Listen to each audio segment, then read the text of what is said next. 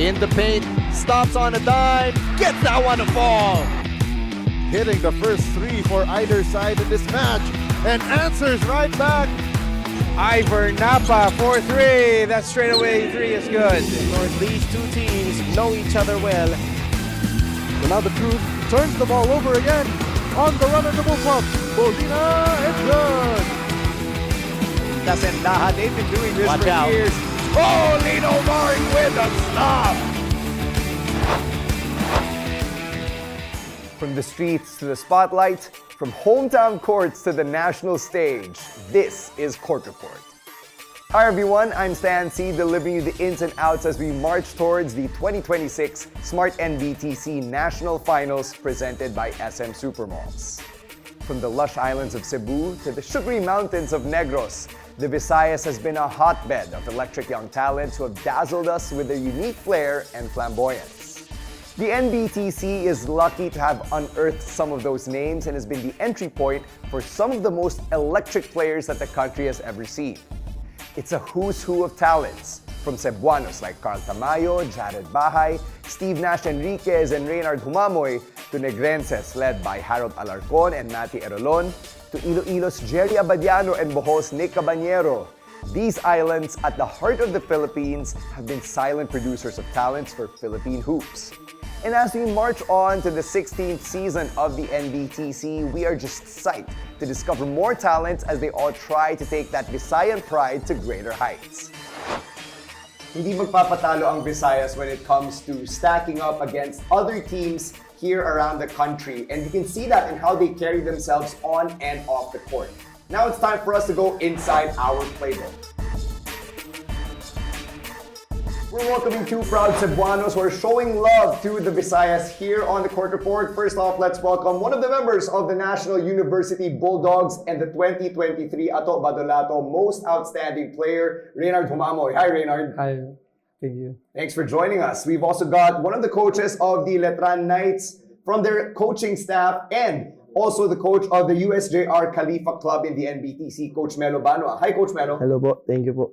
So we've got two proud Cebuanos here, and it's always nice to talk to yung mga players and coaches from different parts of the region, no? So let's start with Reynard, kasi syempre yung history mo with the NBTC runs very deep. Hindi ka lang nagre-represent ng Cebu, you also played for NUNS, di ba? And you were part of that last championship team to defeat Phil-Am Nation Select bago sila nag-back-to-back. So yung pride ba na yun, dala-dala mo pa rin siya as you went into the UAAP Seniors? Siyempre po, malaking boost siya sa akin na yun nga, when it comes to collegiate basketball, yung highest level of college basketball dito sa Pilipinas. And yun, laging sinasabi ni Coach Jeff na yun nga, dala ko yung pangalan na yun. Mm-hmm. So, being able to defeat yung Phil-Am Nation Select, I'm sure na napakalaking point of pride yan sa'yo kasi yun nga, nag-back-to-back sila after you guys defeated them. So, what do you think yung merong yung quality that your team possessed in order to defeat them? Siguro yung system-wise, kung paano namin, yun nga, mas malakas sila, yung talented sila. Yun, naglaro lang kami as team, and yung puso namin, yun nga, kung paano kami maglaro, nag-stick lang kami sa system ni Coach, and yun nga, yung most importantly, yung tiwala na bibigay ni Coach sa amin. Reynard, may intimidation factor ba? Siyempre, mga Pinoy tayo, di ba? Tapos itong mga Phil-Am Nation Select players, galing silang US, they played in NCAA, Div 1, Div 2, Div 3. So how do you overcome that? Merong intimidation kasi yun nga, lalo na si JJ Mandakit ata na yun nga, nakapaglaro siya ng US na national team. Pero lagi lang sinasabi ni Coach, challenge niya ako palagi, yun, i-prove mo sa sarili mo na yun nga, belong ka sa ganong aspect na player na makakapaglaro ka ng big time basketball. Mm-hmm. Let's go to you, Coach Melo. You were a player yourself, di ba? You played for the CEU Scorpions. Yes. Pero syempre, galing din kayong Cebu. So, heading into Manila, paano yun na-overcome yung parang, di ako taga Manila, syempre, kailangan patunayan yung sarili mo. Paano mo pinatibay yung loob mo to stack up against yung mga teammates mo and then eventually mga kalaban nyo sa ibang colleges? As a coach, sinasabi ko lang sa mga players na ito na yung opportunity nyo na magkaroon ng ganitong mga kalaban. Diyan makikita kung gaano kayo katibay pag ganitong sitwasyon ng mga ganitong kalidad ng mga player yung mga kalaban ninyo. Ako, stay positive lang, whatever happens naman. Sabi ko lang sa mga players ko lagi na ito na yung time to shine ninyo. Baka dito yung start na ma-scout kayo, ma-recruit kayo sa ibang. Speaking of being scouted, Coach Melo, paano ba kayo nagsimula na maglaro at a high level? Paano kayo na-recruit to play for the CU Scorpions? Yun nga, na-recruit ako sa palarong pambansa and naging stepping stone ko yun na makalaro na dito sa Manila and yun talaga yung dream ko dati pa since player ako, nasa probinsya ako. So, sabi ko lang sa sarili ko, kahit anong school sa Manila, yung CEU nagbigay sa akin ng opportunity, ginanab ko. Yun. From playing in CU, you then went into coaching. So, naging madali ba yung transition knowing na hindi kayo nakapag-pursue ng pro career as a player, dumiretso kayo to being on the bench? Siyempre, hindi ganun kadali kasi iba yung player ka, iba yung coach eh. Sa player, sunod ka sa coach eh. Sa coach, yung ikaw magdidictate kung ano ba niraran nila ng offense, ano niraran nila ng defense, ano ba yung adjustment mo sa game, paano ka mag-handle ng mga players. So, ang hirap sobra. Pero natutunan ko rin naman with the guidance of sa mga veterano na coaching na nakasama ko. Balik tayo kay Reynard, looking around at the set, una mo siguro nakita yung picture mo na nandito sa likod, di ba? Kasi syempre pinagmamalaki ka bilang isang laking NBTC. So, looking back on that experience, ano yung pinaka natutunan mo from facing Philam Nation Select, all the other clubs na nakalaban ninyo? Siguro yung composure. Kasi, yun nga, daming ups and downs. May mga nawalang players sa amin. And lagi lang sinasabi nga ni Coach, tulad ng sinabi ko kanina, you need to play at the highest level. Kung paano madalhin yung team mo. And yun, yung leadership na sinasabi nila ako sa akin na, yun nga, dapat kong buhayin yung mga kasama ko kasi, yun, ako yung veteran eh. So, yun siguro yung malaking tulong ako natutunan ko sa NBTC. As a point guard, maraming nagsasabi na yung role mo is an extension of the coach, di ba? So, ikaw ba, Reynard, paano mo na-extend yung presence ng coach mo regardless of whatever level you play in? At paano mo siya nadadala sa court? Through vocalness, lagi akong nagsasalita sa court. Ako yung isa sa pinakamaingay. Nirelay ko yung mga sinasabi ni coach. Nag-eye contact ako lagi sa mga coaches ko. Alam nilang mga coaches yan na paano ko dalhin yung mga kasama ko kasi yun nga, ako yung tulay ng mga coaches sa loob ng court. Mm-hmm.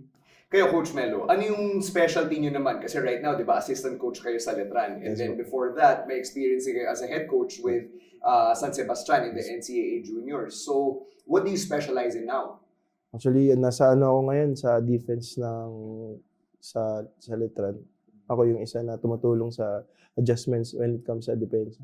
So, titingnan ko yung offense, ano ba yung breakdown nila, ano yung disiplina nila sa mga yun yung nagiging adjustment na doon ako naka-assign ngayon sa defense. Kanina, di ba, nabanggit natin yung parang kilala natin yung mga ibang Cebuano players kasi nga nakakasalamuhan natin sila, na-encounter natin sila. Pero from your perspective, bilang mga Cebuano, what makes a Cebuano basketball player different?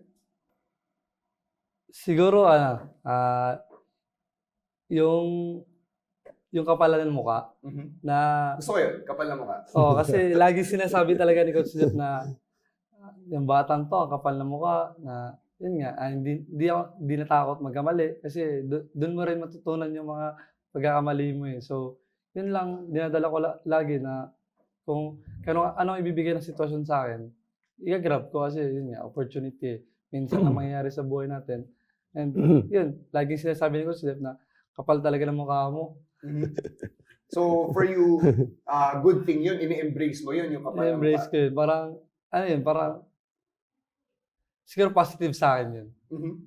As a player na yung head coach na sabi sa'yo na, yung tiwala niya ibibigay sa akin.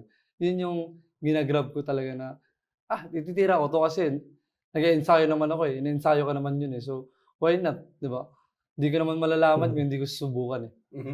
Kayo, Coach Melo, aside from kapal na mukha, ano pa yung pinagkaiba ng Cebuano na basketball player? Siguro yung sanay sa physicality, yung tapang. Tapang. Kasi Tama. kahit sino yan, Wala, di atras. idi atras. Ganun talaga pag Cebuano. Reynard, you've played under mga coaches na talagang winning yung pedigree nila, di ba? Like si Coach Godwin Monteverde from your high school days and now under Coach Jeff Napa. So, ano yung mga pinaka nadadala mo from yung tinuturo nila na nakikita mo ngayon as you've grown into a UAAP level point guard? Yung natutunan ko sa kanila, yung disiplina on and off the court. Kasi malaking bagay yung off the court talaga eh. Kung paano mo dalhin yung sarili mo. Kasi madadala mo yan sa court eh. So, yung laging ini-instill na sa amin, yung disiplina, yun nga, lalo na sa pag-aaral namin, yun talaga na, yung growth namin talaga, dun talaga yung ano talaga yung which is pag-aaral eh. Na, at the same time, naglalaro kami para sa school din namin. Reynard, you come from a winning tradition, winning sa NUNS, sa NBTC, pati na rin sa UAP level, di ba? May pressure ka bang nararamdaman to always keep performing and always keep winning at these levels? Always po na may nararamdaman akong pressure. Mas gusto ko yung may pressure eh. Kasi laging ini-instill ng mga coaches sa amin, no? Yung mga kuya namin na pressure is a privilege. Parang blessing din sa akin kasi yun nga, kahit sa gising natin may pressure tayo sa buhay eh. And kung paano mo lang i-handle yun, kung paano mo i-overcome yung mga pressure na yun, and yun siguro yun talaga yung winning mindset. Kung paano mo lang siya gawing motivation or paano mo siya i-overcome sa sarili mo. Ang ganda nun, yung pressure is a privilege. I don't think I've ever heard that before. Coach Melo, how do you interpret that? Kasi ang basa ko dun is parang privilege na pinagkakatiwalaan ka. Kaya may pressure. Ikaw, anong basa niyo dun, Coach? Sa akin, parang like sa finals. Nasa finals game ka, semis game ka, syempre pressure. Yung naging hindi lahat maabot dun. Yung mga ganung opportunity. So, malaking privilege yun na makalaro ka dun. Merong pressure na ganyan. Once na ma-overcome mo yan, lahat ng makakaya mo na. Parang yun yung ko. Coach Melo, from your mindset, no, from your standpoint as somebody who is preparing USJR Khalifa heading into the national finals, paano nyo pinaghahandaan yung ganitong klaseng level of play? As a coach, piniprepare ko yung mga bata ko physically, mentally. Kasi alam naman natin, pagdating sa national finals, ibang ball game na yan. So, yung pressure na makalaro ka sa MOA, yung pressure na NCAA, Phil-Am Nation, yung mga kalaban mo, iba eh. So, nire-ready ko sila when it comes sa mga physicality, sa adjustment, when it comes sa offense or defense. Meron ba kayong players, Coach, na first time nilang aapak ng Manila kapag nakapaglaro sila sa national finals? Oh. So, paano nyo sinasabi sa kanila na, yung pagiging wide-eyed or yung pagiging excited, kailangan isang tabi nyo muna yan? Paano nyo sinasabi sa kanila yun? Lagi ko lang sinasabi kung ano ba yung purpose natin? Bakit pumunta tayo dito? Ano ba yung impact sa atin pag ito yung ginawa natin? Yung consequence. Lagi lang yung tatlo inaano ko sa mga players ko. So, yung purpose natin, makalaro sa Mall of Asia, syempre, makaangat tayo. Para at least yung Cebuano, di lang pala probinsya, kaya pala makipag-compete sa Manila. Yung ganun. So, yung hindi natin ginawa to, ano consequence natin? Pag-uwi natin, mapapaya tayo. Di ba? Birepresent natin yung Cebu, tapos ganito. Yung ganun, syempre, inaano ko lang din sa amin. Reynard, ikaw naman, yung MOA Arena, I'm sure home turf na yan para sa'yo kasi di ba sobrang lapit sa NU, UAP games are played there regularly.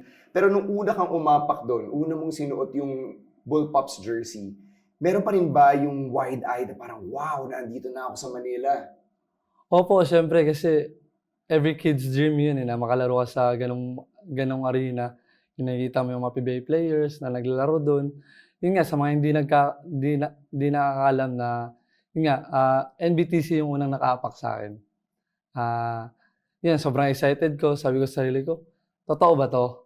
Totoo ba tong maglalaro lang sa arena na to? Kasi, yun nga, Napapanood mo lang sa TV. Napapanood ko lang sa TV. Nandito na ako. Makakalaban ko na yung mga top schools, top players sa Pilipinas. Sabi ko, wala ginawa ko lang yung best ko kung paano. Yun nga, sinasabi ni ko sa akin na, yan, tinabaho mo naman yun yung dream mo, nandyan lang yan. Kailangan mo lang trabahuin at sipagan. And yun, sobrang, di ako nakatulog nun. Di ko talaga makalimutan yun na di ako makatulog na ito na yung dream ko na makalaro ka sa ganitong arena.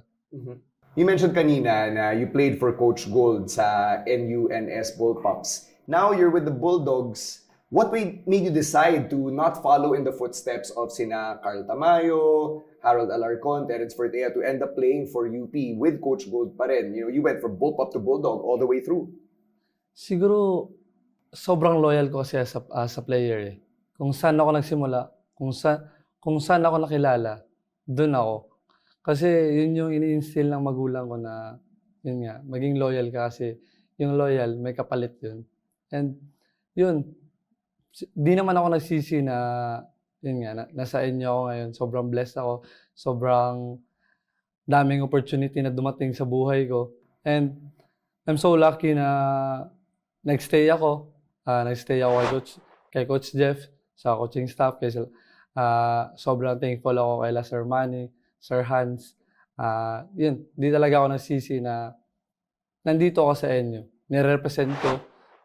Yung dugo ko, yung DNA ko, NU talaga eh. So, yun, hindi siya mabigat na desisyon kasi, yun nga, doon ako na-mold sa player na sa person eh. Kung paano ko dalhin yung sarili ko and kung,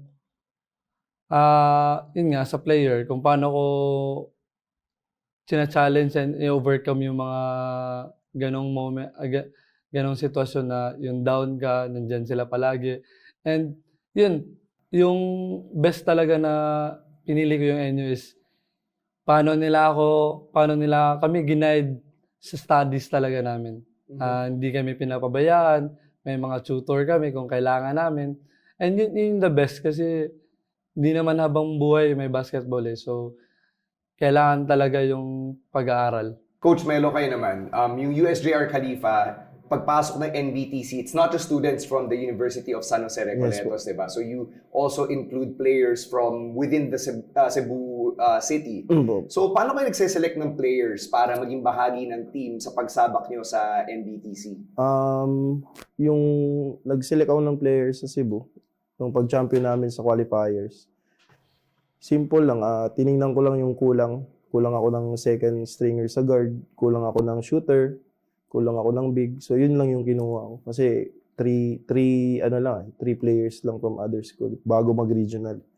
So, at least yun, na-solve ko, nakakuha ko, gawa ng letter, paalam sa mga schools, syempre, para at least, And then, going to the regionals, ayun, naging successful namin na kami. Tapos yun, motivation namin yung makalaro sa MOA. Sige, makalaro kayo sa MOA, kailangan mag-champion tayo dito. Ganun. Pag nasa MOA, how strict are you as a coach? Kayo ba yung parang magiging second parent na bantay sarado dun sa mga students? Or parang, sige, gusto yung mag-off day, maglakwatsa sa MOA ng sandali, go! Actually, hindi po eh. Yung pinunta dito, may, yung first week, talagang from hotel to venue lang. Hotel, venue. After na tayo pasyal kasi yun yung purpose natin eh. Yun lang yung sinasabi ko sa mga players. Okay lang, nandyan yung pamilya nyo, support lang sa wala lang mga sariling lakad eh. Oo. Kasi yun yung pinuntahan natin dito sa Manila, yung liga talaga. Reynard, from your NBTC days, naalala mo ba encountering yung mga Cebuano players? Kasi diba nasa NUNS side kayo, but you will see yung mga other Cebuano players, nakikilala mo ba sila or nakaka-interact mo ba sila? Nakikilala ko po. And sobrang proud ako as a fellow Cebuano. Nakikita mong mga ibang player na umaangat. Yun nga, yung laban namin ni Jared, bahay, sobrang proud ako sa sarili ko na at this stage of my career, naging kakampi ko siya since sa elementary, high school, nagkalaban kami. And yun, sobrang proud ako na nakikita ko siya yung growth niya as a player and yung mga ibang players din. Sobrang proud. Sobrang proud ako na as a fellow Cebuano. Alam mo, Reynard, sobrang ganda ng sinabi mo about that pride of being a Cebuano. Kaya yan yung wave that I wanna ride as we wind down here. Ano yung message nyo to mga Cebuano players who are aspiring to play sa Madness in MOA, sa UAAP or NCAA, the PBA and beyond? Coach Melo, simulan natin with you. Ay, Pelo Cebuanos, ang masasabi ko lang, ayaw lang mo undang sa inyo ang pangandoy, no? Kay daghan man ta mga player, Steve Nash, Mamoy, Jared Bahay, Titing Manalili. Nakita man ninyo unsaon sila pag nag-start. So, number one, ay lang mo undang and stay disiplina. Kung gusto ninyo, maabot na dyan na ninyo. Yun, mga point guards pa talaga, yung mga pinangalanan ni Coach Melo. O, Reynard Humamoy, bilang isa sa mga point guard na binanggit niya, anong message ng Kuya Reynard sa mga kapwa Cebuano? Hi sa mga fellow Cebuanos diha na nangandoy nga makaduwag big stage sa Philippine basketball. Ang akong mastorya lang is ayaw magundan sa inyong pangandoy. Disiplina lang sa inyong kagalingon on and off the court, especially off the court. Kung paano nyo i-handle yung mga sitwasyon na yun nga, through mindness. Ug usapod ayaw mo kalimot og ampo permi sa Ginoo kay wala tay masandalan kung siyara. And ang ako lang sad mastorya rin yung hard work lang permi. Trabaho lang kay nara tay oras sa tanang panahon. Dili man pareha sa uban pero maabot atong panahon always be ready kung ang opportunity maabot sa tuwa. And lastly, importante, salig lang mo sa Ginoo. Yun, maraming salamat to our Thank you, special thank you. guests from the Letran Knights, one of their assistant coaches, Coach Melo Banwa, and of course from the National University Bulldogs, Reynard Humamoy. Maraming salamat sa inyo, and sana yung mga players natin from Cebu, from the larger Visayas region, or all around the Philippines, pati nga yung mga PhilAms or from those other countries na maglalaro sa NBTC, sana may napulot sila from your stories and from your advice. Thank you so much, guys. Thank you po. That's a wrap on our Cebuano Pride episode for this week. Make sure to catch another episode next Friday at 7 p.m. dito lang sa ating NBTC Philippines Facebook page where you can get more updates on Season 16 of the NBTC. Until then, my name is Stan C. I'll see you next week, and this has been your Court Report. In the paint, stops on a dime, gets that one to fall. Hitting the first three for either side in this match and answers right back. Ivor Napa, 4-3. That straightaway three is good. Of course, these two teams know each other well. So now the Truth turns the ball over again. On the run and the move up. Bolina and good. That's Endaha. They've been doing this Watch for out. years. Oh, Lino Mari with a stop.